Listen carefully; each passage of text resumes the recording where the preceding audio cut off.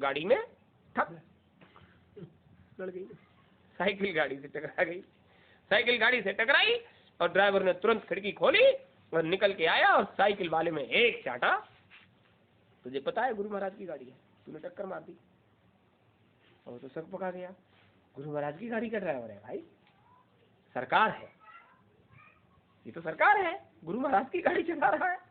अब शक पका गया बेचारा, चाटा खा के भी बहुत चुपचाप। और गुरु महाराज देख रहे हैं। वो आकर गाड़ी की सीट पर बैठा और हुजूर महाराज ने खिड़की खोली और गाड़ी से बाहर निकल गए। और उसने पलट कर देखा, हुजूर महाराज बाहर निकल गए। वो देखता रहा, शायद कुछ समझाने गए। हुजूर महाराज ने साइकिल वाले से कहा, तुमको इसने चाटा मार दिया?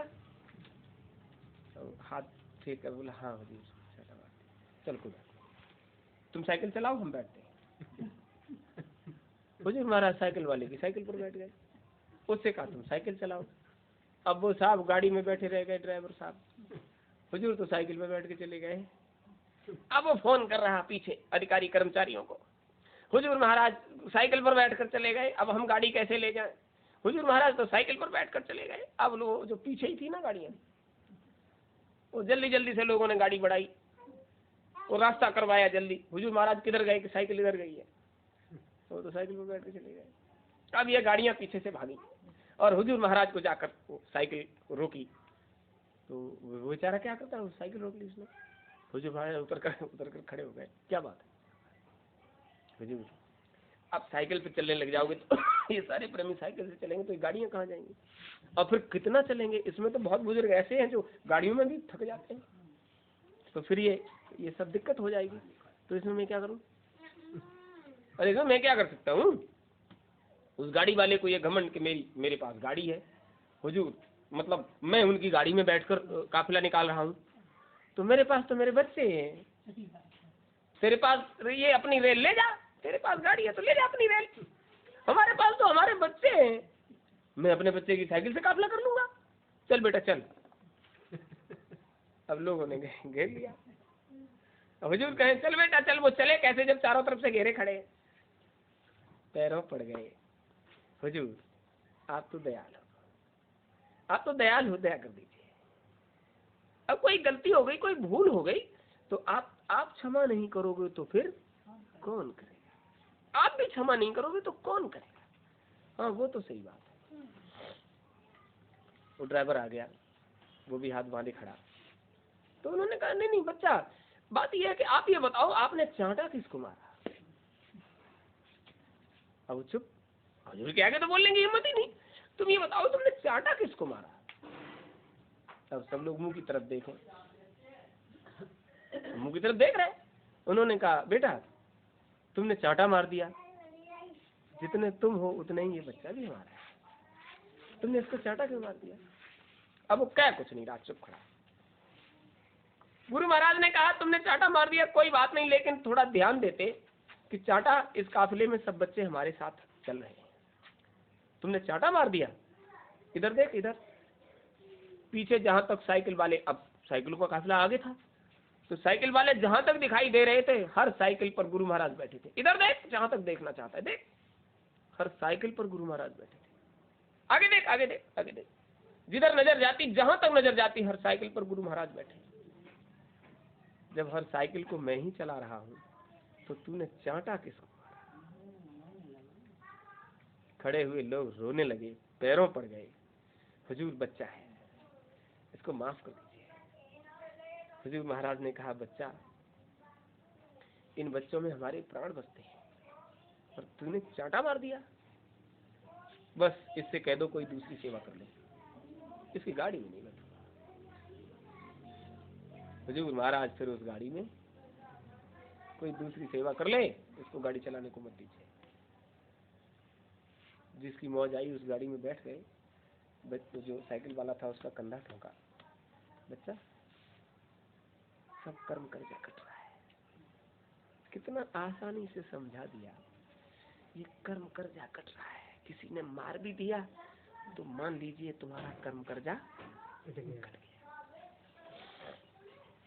काफिला जहां रुका वहां हुजूर महाराज ने कहा आवश्यकता पड़े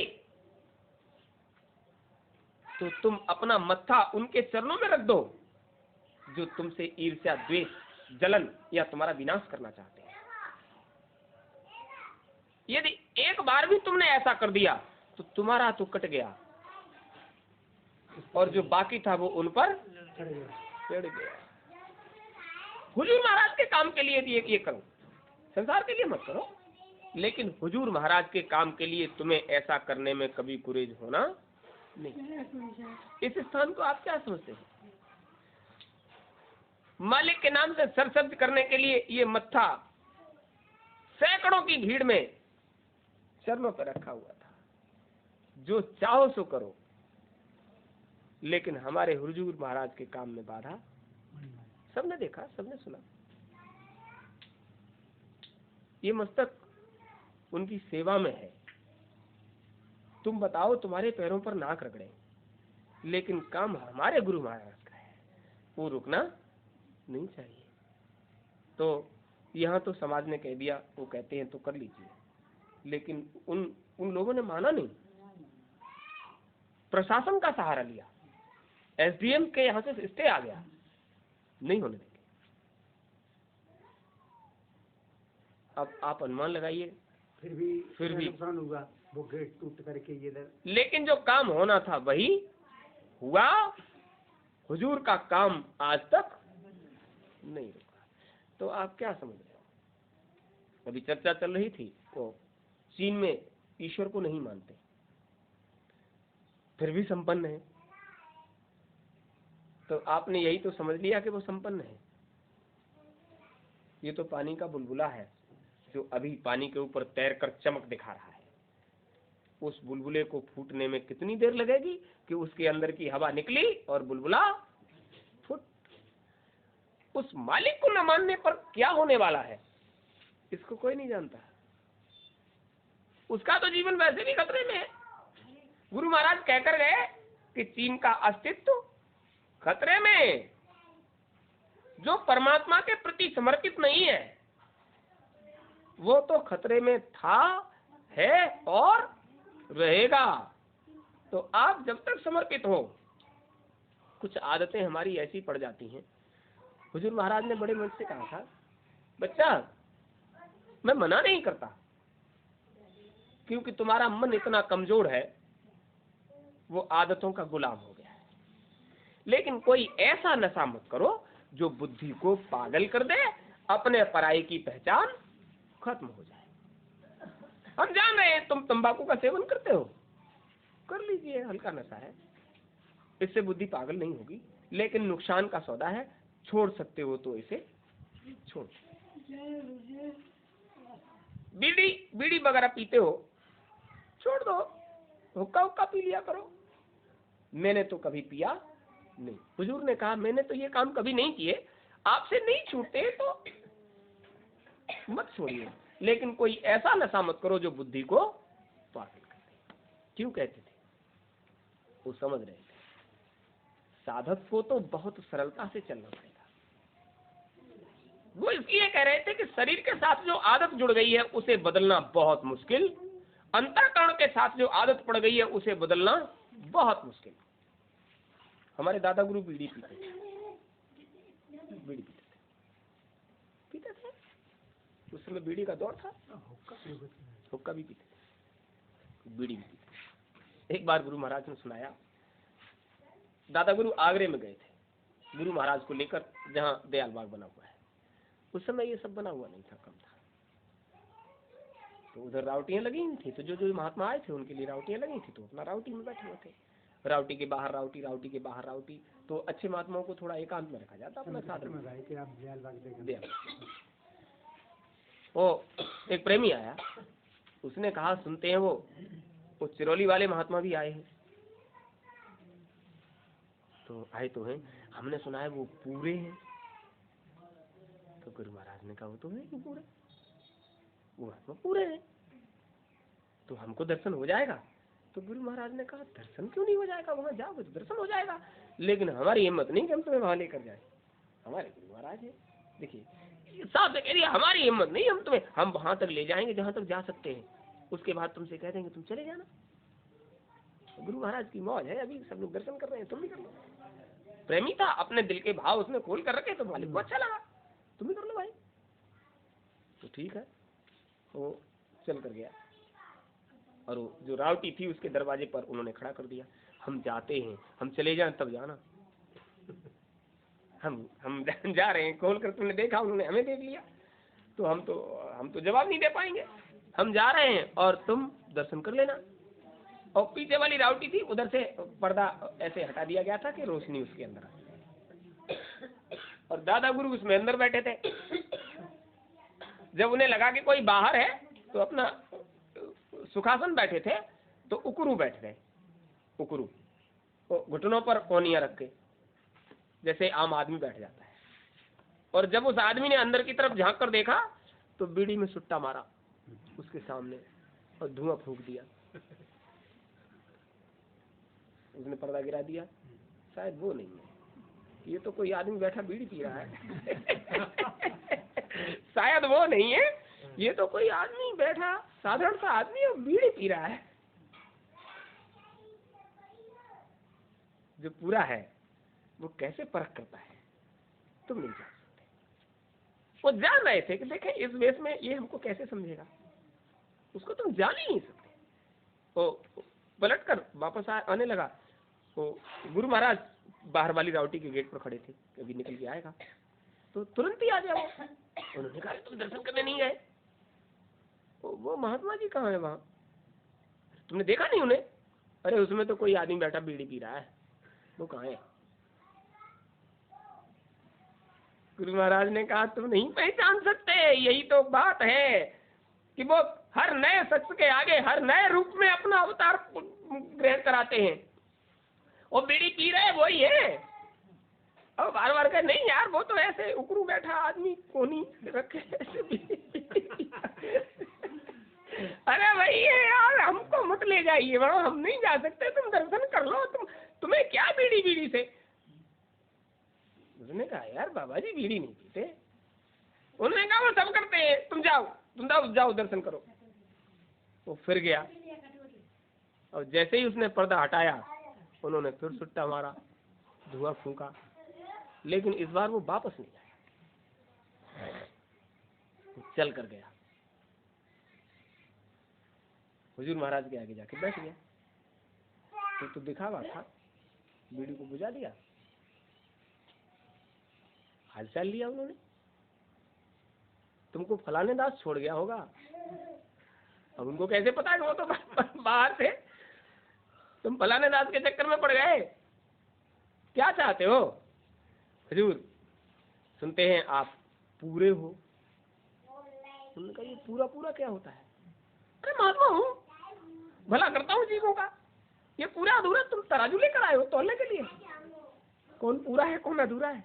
ये तराजू वराजू छोड़ो, तुम्हें तुम्हारा काम हो जाना चाहिए, ऐसे के पास चले जाओ, यहाँ तो वो सब पूरे ही है। क्योंकि उस समय वहां गरीबदास जी भी थे, विष्णुदयाल जी महाराज भी थे, ये भी थे, तो वहां तो तमाम लोग थे जो पूरे थे। अरे तुम्हें तुम्हारा काम हो जाना चाहिए, और सब बिल्कुल साधारण थे, कोई नहीं जान सकता कि ये क्या है, एकदम सरल धोती कुर्ता कांचे, मतलब ये भी आडंबर भी नहीं, बिल्कुल छुपाए रहते। आपको एक बार बताया था वो दिल्ली से गाड़ी आई थी तो पुरानी वाली सदरी फटी वाली पहन ली, क्यों?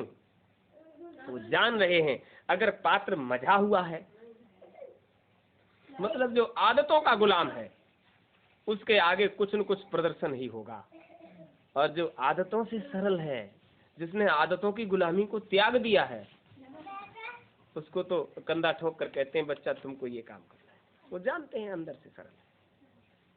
तमाम संगतें गई आई, आपको बताया कि काफिले का समापन सैफई में हुआ, सब लोगों का विचार था समापन हो गया। हुजूर महाराज ने कहा ए बच्चा, दिनेश भाई हमारे साथ थे, तुम घर नहीं जाओगे, तुम नहीं जाओगे घर, हमारे साथ चलो। हमने कहा दिनेश भाई हुजूर महाराज की उंगली देखो कहीं इधर उधर तो नहीं है, बिल्कुल ठीक सामने, और सीधे कह रहे हैं तुम नहीं जाओगे घर, हमारे साथ चलो। भैया तुम्हें जाना हो चले जाओ, उधर नहीं उठाई उंगली, उधर नहीं उठाई उंगली, हम इधर तिरछे खड़े हैं और वो ऐसे करके कह रहे हैं तुम नहीं जाओगे हमारे साथ चलो। इसका मतलब क्या है? हुजूर हमें अपने साथ ले जाना चाह रहे हैं। अब तुम जाओ चाहे मत जाओ, हम तो हुजूर महाराज के साथ मथुरा जा रहे हैं। भीड़ तो बहुत थी। आप थे काफिले में मां साहब? सैफई में हम जो छोटे लोग बात से गए थे, हम गाड़ी से गए थे। आप भी गए थे ना? भीड़ तो बहुत थी। हाँ। लेकिन हुजूर की उंगली का इशारा देखते ही दिनेश भाई से साफ से कहा कि भाई आप जाना चाहो, ये गाड़ी जा रही है गांव, वापस चले जाइए, हम कैसे भी जाएं। हुजूर ने कहा है तुम 2 जने काफिला करके 2 ही लोग काफिला करके आए थे। दिनेश भाई ने कहा तो फिर हम अकेले ही क्यों जाएं, चलो हम भी चलते हैं आपके साथ। रुकवाना को है लेकिन भाना नहीं, चलो हम भी चलते हैं आपके साथ। तो क्या लाभ मिलने वाला था? देखिए, हुजूर ने कहा हमारे साथ चलिए, तो इसलिए कहा था उंगली उठाकर कि काफिले का समापन यहाँ नहीं कर रहे हैं। सीधे से कहा यहाँ काफिले का समापन नहीं, आप हमारे साथ चलो, काफिले का समापन मथुरा करेंगे। और प्रमाण इस बात का है, आज दिनेश भाई इस बात के प्रमाण है कि हुजूर महाराज ने ये कहा था तुम हमारे साथ चलो, काफिले का समापन मथुरा करेंगे। और हुजूर महाराज ने बुला कर कहा है बच्चा इधर आओ, आओ काफिले का समापन करें। 2 ही लोग, छोटे मंच पर, छोटे मंच 2 ही लोग थे। उधर हुजूर महाराज ने बुलाया और हमको वहां जाना पड़ा। तो हमने आवाज लगाई दिनेश भाई को, ये तो चले गए थे, गेट के पास पहुंच गए थे, कोई गाड़ी तलाशें घर जाने के लिए। तो हमने इन्हें आवाज लगाकर बुलाया, दिनेश भाई हमें गुरु महाराज बुला रहे हैं, तुम भी आ जाओ। तो ये लौट कर आए। हमने आपको दृश्य बताया कि उस छोटे से फट्टे के दरवाजे से निकल कर आए और इशारे से कहा, जबकि काफिले में 2-2 4-4 लोग पकड़ कर चलते थे। तो मुश्किल से यहाँ से गेट थोड़ा सा और ज्यादा होगा। और हम दोनों बैग, एक अपना एक दिनेश भाई का, लेकर भागे। अब हम भागकर 10 कदम जब भागे, 20 कदम, इतने में वो गुरु महाराज जब दिखाई नहीं दिए तो हुजूर ने वो मंच से आवाज लगाई, ए बच्चा इधर देखो, इधर। जिन्हें 2-2 4-4 लोग पकड़ कर चलते थे, हमें लगा खट खट खट की आवाज हुई, शायद कोई होगा, क्योंकि हम तो हुजूर के लिए भागे। इतनी जल्दी वो सीढ़ियां चढ़कर गुरु महाराज घूमकर तख्त पर बैठ गए, नंगे तख्त पर गुरु महाराज बैठ गए और हंसकर बोले, इधर देखो, इधर ऊपर। जब हमने ऐसे देखा, वो बैग लेकर नीचे खड़े हो, सामने गुरु महाराज ऐसे। आपसे कहा जाए आप नए हो फिर भी इतना जल्दी इतना काम नहीं कर सकते, इतना फुर्ती हुजूर के शरीर में। और बैठते ही उन्होंने चश्मा लिया और ऐसे करके उसको साफ करके ऐसे चश्मा लगाया और बोले, अब बताओ मैं कैसा लग रहा हूँ,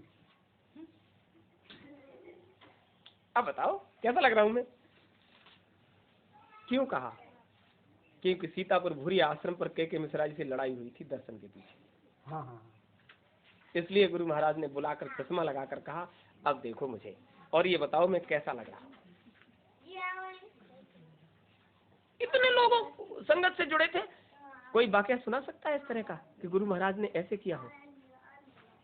बच्चा तुम करो, हम तुम्हारे, जब मिले तब ये कहा तुम करो और हम तुम्हारे साथ हैं। आज हम तुम्हें वही नजारा दिखा रहे हैं कि आप हमारे साथ नहीं हो पाए, और गुरु महाराज आज भी एक पल बिना बिताए हमारे साथ हैं। नहीं तो दिमाग लगाओ क्या सहयोग कर दिया है आश्रम में हुजूर का करिश्मा। तो हमने भी एक ही बात कही आज तक, वो अखिल ब्रह्मांड के बादशाह हैं, खजाना अपना अपने पास रखो, उनको काम कराना आता है। उन्हें लगेगा कि ये सेवा हमारे काम में लगने वाली है, उसी से निकलेगी। सेवा में अगर जरा भी दूषितपन है तो तुम पैसे वाले बने रहोगे, तुम्हारे जेब से पैसा निकलेगा ही नहीं, मेरी गारंटी है इस बात की।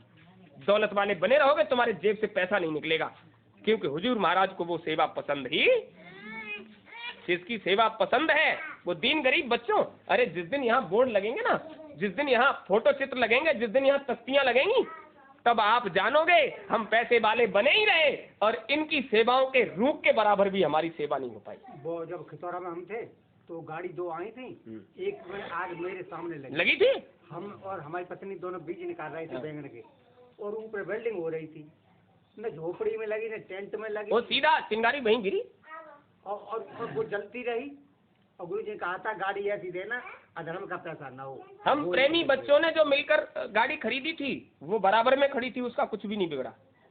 और एक ही सेठ ने 1 करोड़ रुपए की गाड़ी दी थी, वो जलकर राख हो गई। तो उन्होंने गुरु महाराज ने शाम को ये बात बताई, हाँ सब लोग थे, गुरु महाराज ने शाम को ये बात बताई, देखो मैंने तो पहले ही कहा है बच्चा, मेहनत ईमानदारी की सेवा डालो। मेहनत करके आदमी पेट नहीं भर पाता, ये 1 करोड़ रुपया ये कहाँ से लाया? एक आदमी एक पेट नहीं भर पाता मेहनत ईमानदारी से, तो 1 करोड़ रुपया इसने कहाँ से दिया? अधर्म और बेईमानी की कमाई महात्माओं के पास कभी टिकती? श्यामवती बाई की जो कमाई ही वहाँ महल बनवाए का वह तोड़वाए के तो आप समझ लीजिए तो फिर कमाई नहीं। अभी क्या क्या कहा था इन प्रेमियों से, इनको पूछो, इन प्रेमियों के साथ अन्न का आहार नहीं करते थे तो क्या है, ये प्रेमी बता सकते हैं। साथ में अभी कटाई करके आ गए, फिर कोई आ गया, चलो फिर